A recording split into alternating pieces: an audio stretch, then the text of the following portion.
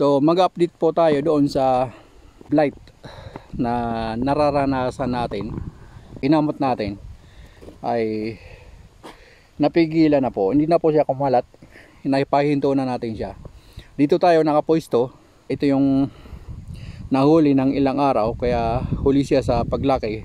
Ipanagamit dito yung dapat na saktong pag-aabono natin, hindi gaya dito sa nauna na talagang naibuilo natin yung pag-aabono natin doon sa paggamit natin ng foliar. So ito po yung palagay niya ngayon.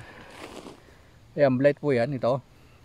Sa halip po na dumami yan, umagit sa taas, umalaglag yan, ay hindi po siya natuluyan o hindi po siya umagit sa taas.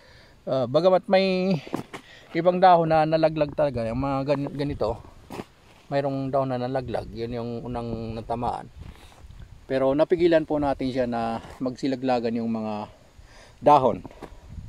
Laking pasasalamat ho natin, umaraw po ngayon ng 2 araw. Gaya na nakikita nyo na hindi siya basa, kaya tayo nag video ng hapon, kasi hindi po natin maipakita na basa siya. Baga hindi siya umulan, kundi talagang nagpakita siya ng init ng araw. Ayan po, makikita natin na talaga naman malusog na malusog. Hindi gaya ng mga naunang video natin na hindi siya parang manilaw-nilaw, pero ngayon ay malusog na po. So ayan po mga blight. So halos wala po tayong makitang maraming wala tayong makitang masyadong na damage sa dahon nito, nasira sa dahon nito. Dahil kung hindi natin napigilan yun, may maapektuhan yung bunga po, tulad nito na yung bunga sa unang sanga ay nalaglag.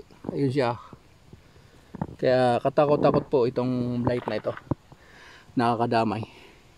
Yung nalaglag na bunga ay wala po tayong magagawa doon, talagang tinamaan po yun, pero hindi po marami. So yun po ang laking pasasalamat natin, dahil hindi masyadong marami yung na damage sa atin. Yan.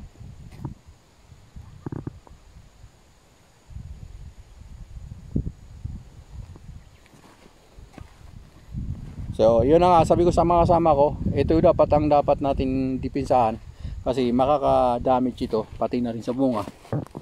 Gaya nitong bunga na to na 2 sa unang sanga, ay sayang naman kung madamay yan. Ano, 2 bunga po rin yan, at marami pa po mga ganyang bunga dito sa ating atsal na maganda, at talaga naman nakaka-amis. Ito po ay matandang binhe, ay tinanim nila dito, at dahil sa tanda niya ay una siyang namunga at ganun kalaki yung bunga niya. Hindi mataas yung Y, pero yung bunga po ay halos abot ng lupa. Hindi kaya nito na bagong hindi matandang seedlings ay malayo yung sanga sa ilalim. Ayan o. So mahigit 1 dangkal yata yan.